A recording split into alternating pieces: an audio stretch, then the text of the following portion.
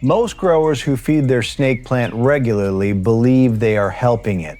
But for this particular plant, consistent feeding is one of the fastest ways to cause slow, invisible damage that looks like neglect, not overcare. If your snake plant is declining despite your effort, the fertilizer may be the reason.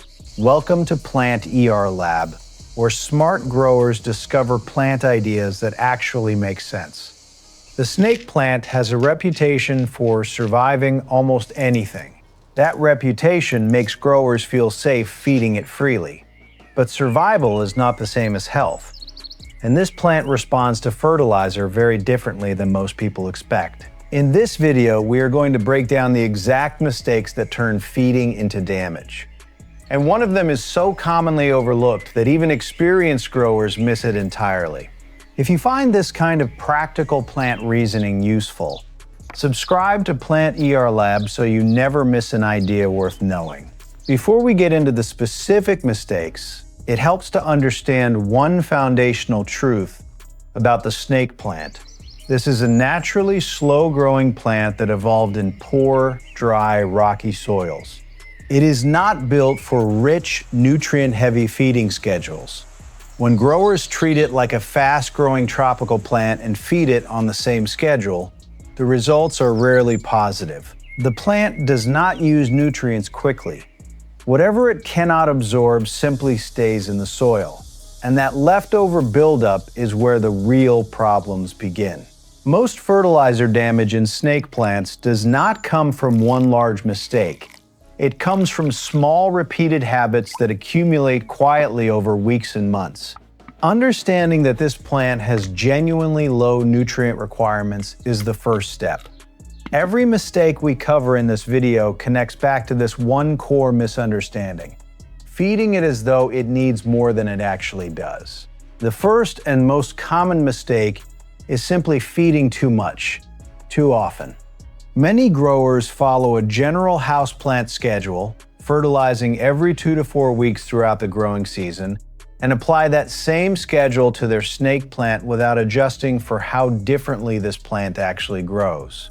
The problem is not always immediately visible. The first signs are often subtle. Leaf tips begin to brown slightly. The lower leaves may look faintly dull. The soil starts to develop a white or pale crust near the surface or around the drainage hole. These are signs of salt buildup, the accumulated residue left behind when fertilizer is applied repeatedly and the nutrients are not fully absorbed. Over time, that salt concentration in the soil draws moisture away from the roots through osmotic pressure. Instead of helping the plant absorb water, the saturated soil environment actively pulls water out of the root tissue. This is called fertilizer burn, and it damages the fine feeder roots that the snake plant relies on for steady hydration and slow nutrient uptake. Once those fine roots are damaged, the plant struggles to recover even if you stop fertilizing immediately. It cannot uptake water efficiently, it cannot use what nutrients remain, and it begins to decline in ways that look exactly like underwatering or disease. Many growers respond by watering more frequently, which only worsens the salt concentration problem. The practical takeaway here is clear. If you are fertilizing your snake plant more than once a month during its active growth period, you are very likely overfeeding it. For most snake plants in normal indoor conditions, fertilizing once every 6 to 8 weeks during spring and summer is more than sufficient. Some well-established plants in stable conditions can go an entire growing season with just 2 or 3 light applications and still perform well. The second mistake is choosing the wrong type of fertilizer entirely. Walk into any garden center and you will find fertilizers marketed for lush foliage, rapid growth, vibrant blooms, or maximum green color. Many of these products are formulated with high nitrogen levels because nitrogen drives fast, visible leafy growth. For fast-growing tropicals, that formula makes sense. For a snake plant, it often does not. Snake plants grow slowly by nature. Their leaves are dense, fibrous, and structured.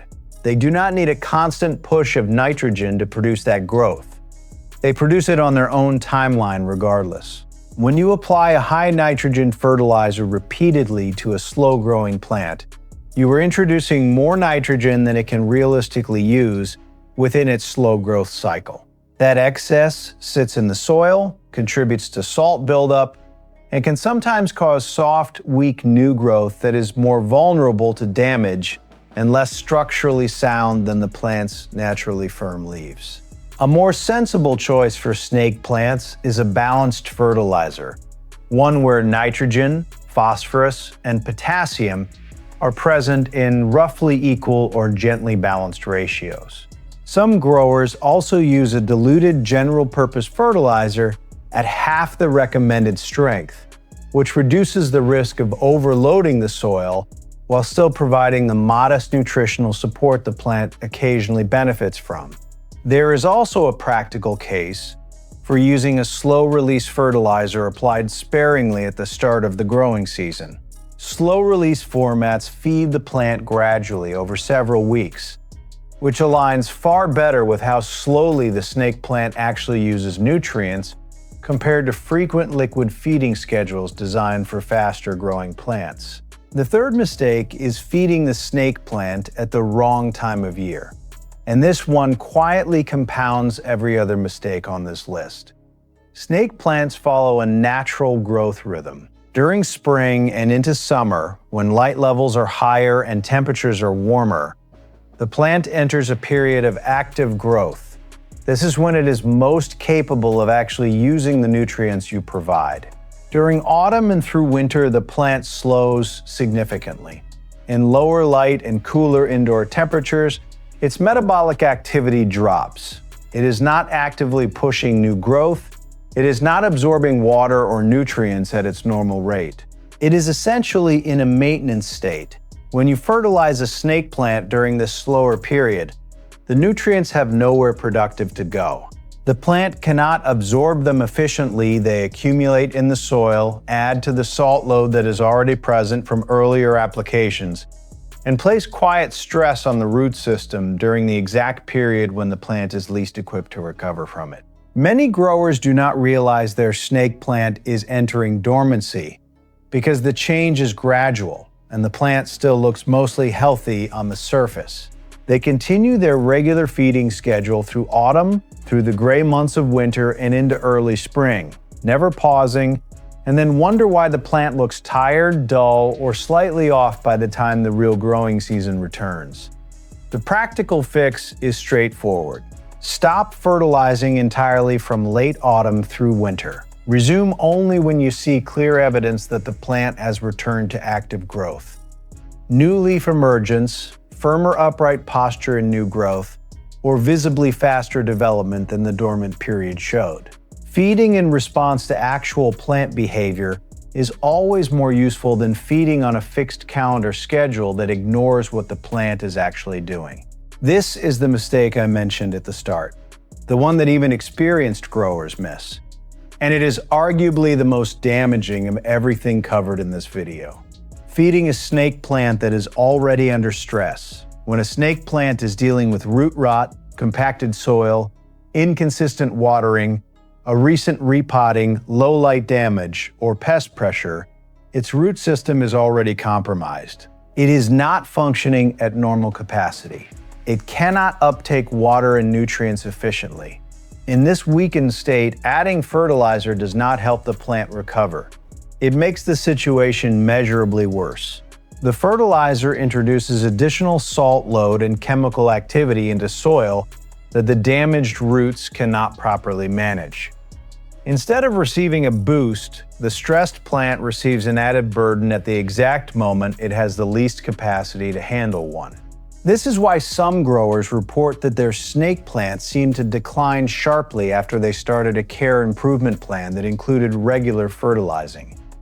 They assumed more care meant better outcomes. But for a plant already struggling, fertilizer is not care, it is pressure. The clearest sign that your plant should not be fertilized is root or soil trouble. Mushy stems at the base, yellowing that starts from the bottom rather than the tips, soil that stays wet far longer than expected, or leaves that feel soft rather than firm. These are signals that the plant needs recovery conditions, not feeding. Before any fertilizer returns to the routine, the underlying issue must be addressed first. Fresh, well-draining soil, correct watering rhythm, appropriate light, and genuine root recovery must come before any nutritional support is reintroduced. Only once the plant is visibly stable and producing healthy new growth is it ready to benefit from fertilizer again. Let us bring everything together, because the real lesson in this video is not that you should never fertilize your snake plant. The lesson is that this plant has a genuinely different relationship with fertilizer than most houseplants. And once you understand that relationship clearly, every feeding decision becomes far more logical and far less risky. The first mistake was frequency. Feeding too often introduces more salt and chemical load than this slow-growing plant can realistically absorb. For most snake plants, one light application every 6 to 8 weeks during active growth is enough. More than that is rarely helpful and often harmful. The second mistake was formula. High nitrogen products and bloom-boosting fertilizers are designed for plants with very different growth patterns. A balanced fertilizer at half strength, or a slow-release option applied sparingly at the start of the season, is a far more sensible match for how this plant actually grows. The third mistake was timing. Fertilizing through autumn and winter, when the plant is in its natural slow period, loads the soil with nutrients the plant cannot use. Stopping fertilizer entirely during the dormant season and resuming only when active new growth appears is a simple habit that prevents a significant amount of quiet cumulative damage. The fourth mistake, the one most people miss, was feeding a plant that was already under stress. A compromised root system cannot manage fertilizer input. When the plant is struggling, what it needs is recovery conditions, not nutritional pressure. Stable soil, appropriate watering, and good light must come before fertilizer ever re-enters the picture. Now, here is the broader takeaway that connects all four of these mistakes. Snake plants decline under over-fertilization not because fertilizer is inherently harmful, but because this plant's slow, efficient biology is simply not built for the kind of feeding schedule most growers assume is standard.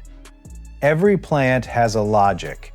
The snake plant's logic is, less is more, timing matters, and health always comes before feeding.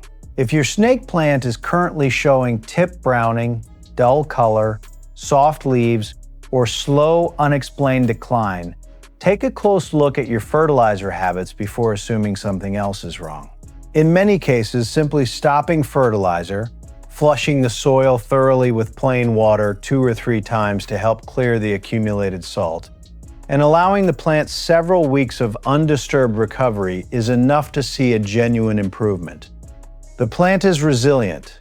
It recovers well when the source of pressure is removed. You do not need to do more. You often need to do less, and do it more thoughtfully. If this video helped you see your snake plant's needs more clearly, give it a like. It helps other growers find this kind of practical content when they need it most.